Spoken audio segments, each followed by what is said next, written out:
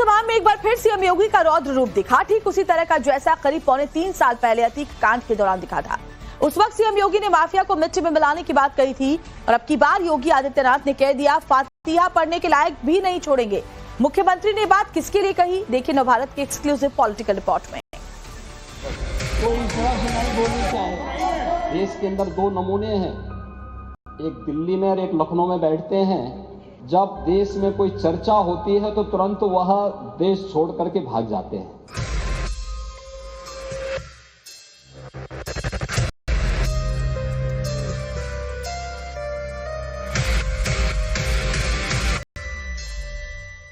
Samajwadi party की तरफ से मांग करता हूं कि जो माफिया हैं उन पर बुलडोजर चलना चाहिए।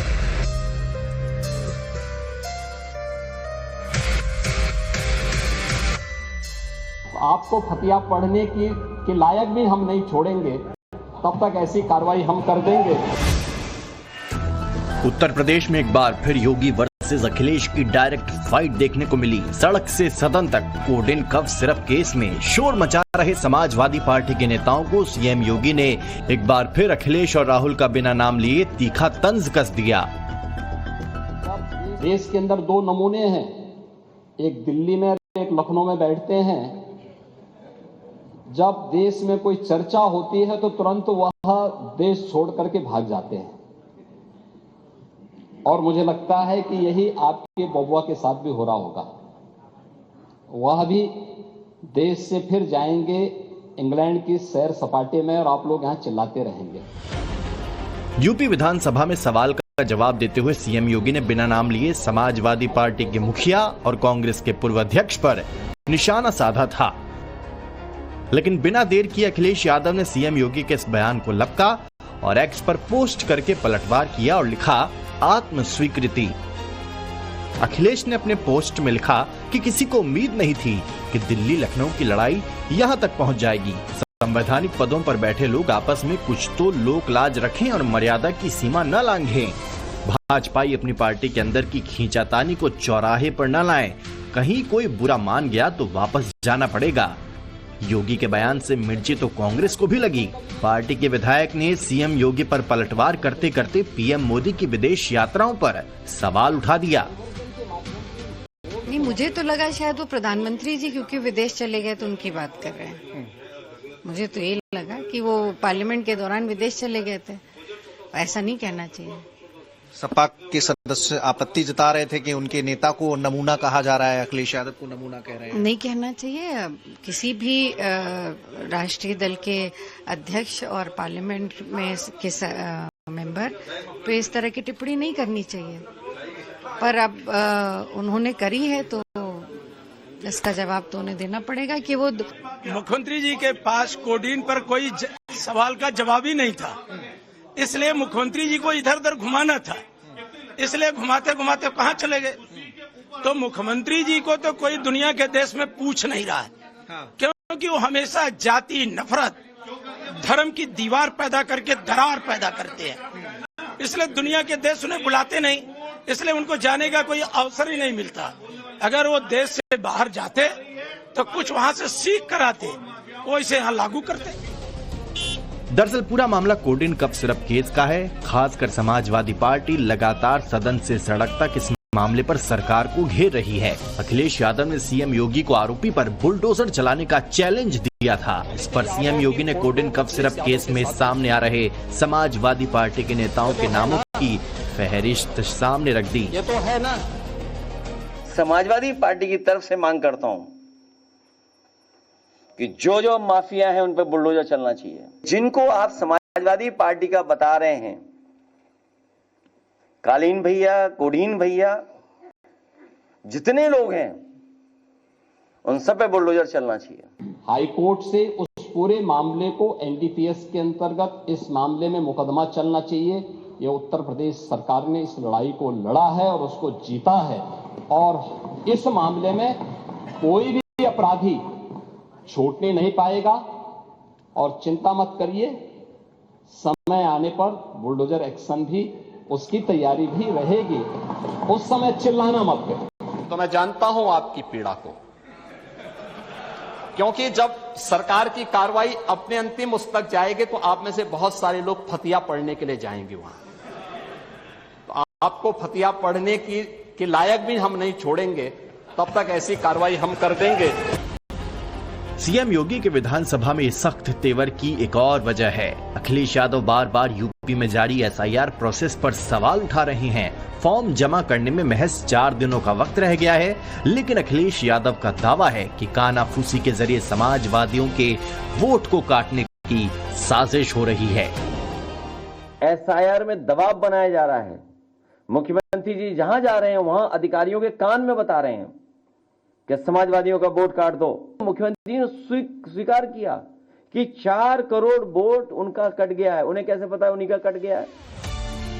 अखिलेश यादव पूछ रहे हैं कि सीएम योगी को कैसे पता यूपी में 4 करोड़ वोट कटे, लेकिन मुख्यमंत्री योगी आदित्यनाथ की चिंता अलग है। सीएम योगी चाहते हैं कि वोट के अधिकार से कोई मतदाता छूट न जाए, चाहे वो समाज के किसी भी वर्ग का हो, धर्म का हो, जाति का हो। सीएम योगी ने ये चिंता एक बार फिर रविवार को जाहिर की। यूपी बीजेपी की प्रदेश स्तरीय बैठक में सीएम योगी आदित्यनाथ ने कम वोटों के अंतर से चुनाव जीतने या हारने वालों को चेताया है। बैठक में पार्टी के नेता कार्यकर्ताओं को सीएम योगी का मैसेज लाउड एंड क्लियर था। एसआईआर में किसी तरह की लापरवाही बिल्कुल बर्दाश्त नहीं की जाएगी। मुख्यमंत्री योगी आदित्यनाथ ने कम वोटों के अंतर से जीतने हारने वालों को भी चेताया। 2-2 कह दिया कि एसआईआर में ढिलाई तो टिकट भूल जाएंगे, लापरवाही की तो इसका खामियाजा अगले 20 साल तक भुगतना पड़ेगा।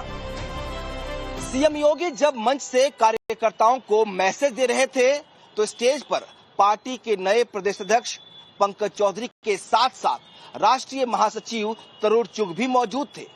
सीएम योगी के इस मैसेज से ये क्लियर है कि एसआईआर जैसे कामों में की गई लापरवाही सीधे चुनाव परिणामों को प्रभावित करती है।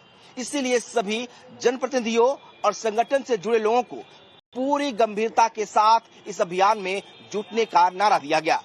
कहा गया कि इसका परिणाम भुगतना पड़ेगा अगर आप लोगों ने ऐसा नहीं किया तो। मतलब सीधा है, जिन्हें एसआईआर में लापरवाही की है उन्हें आने वाले विधानसभा चुनाव में टिकट से हाथ धोना पड़ सकता है।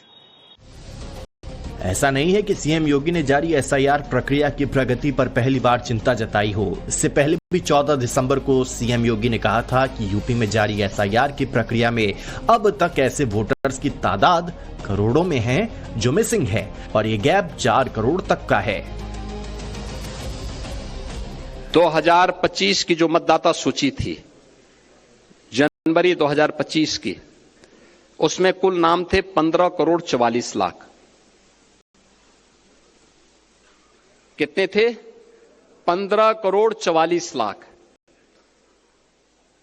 1 जनवरी 2026 को जो भी युवा 18 वर्ष का होगा वह मतदाता बनने का हकदार होगा।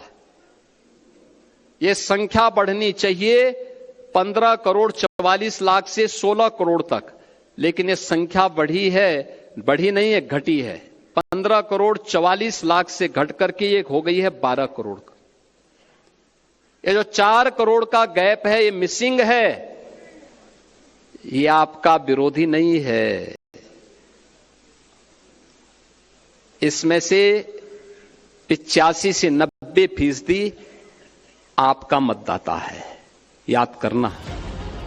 सीएम योगी की चिंता स्वाभाविक है, हो भी क्यों ना। इन मिसिंग वोटरों की तादाद हजार या लाख में नहीं है, पूरे 4 करोड़ यूपी के वोटरों का सवाल है। और 4 करोड़ वोटरों के नंबर का यूपी की सियासी लड़ाई में क्या रोल है, इसे आप इन आंकड़ों से समझ सकते हैं।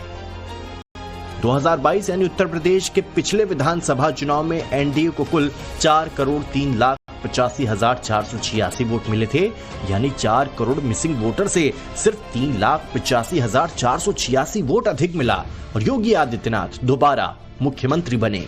वहीं पिछले विधानसभा चुनाव में समाजवादी पार्टी गठबंधन को कुल 3 करोड़ 46 लाख वोट मिले थे, जो 4 करोड़ से कम बैठता है। इतना ही नहीं, 2024 के जिस लोकसभा चुनाव में अखिलेश यादव को सबसे बड़ी जीत मिली, बीजेपी से भी बड़ी, उसमें समाजवादी पार्टी को पूरे यूपी में करीब 2.89 करोड़ वोट मिले थे। ये भी 4 करोड़ के मिसिंग नंबर के करोड़ में कम है। ऐसे में अगर 4 करोड़ वोटर घटे तो किसका नुकसान होगा, किसका नफा होगा, इसका आकलन सभी पार्टियां अपने अपने तरीके से कर रही हैं। और अगर 4 करोड़ वोट कट गया तो हिसाब किताब हमने लगाया कि 4 करोड़ के वोट को भाग दे दें अगर हम 403 विधानसभाओं से, तो बीजेपी का 84,000 वोट कट गया है। उधर 84,000 हराएगा इन्हें और 40,000 हमारा जिताएगा। 40,000 हमारा जिताएगा और इनका 84,000 इनको हराएगा। एक और सीएम योगी वोटर्स के अधिकार को लेकर सजग हैं, चिंतित हैं, तो वहीं कोडिन कफ सिरप से जुड़े माफियाओं को कुचलने तक पर तैयार बैठे हैं।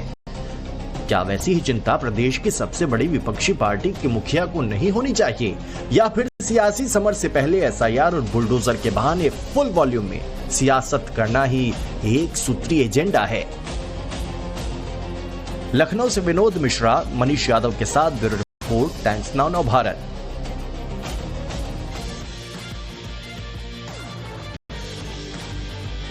नमस्कार, आप सभी का बहुत स्वागत है। आप देख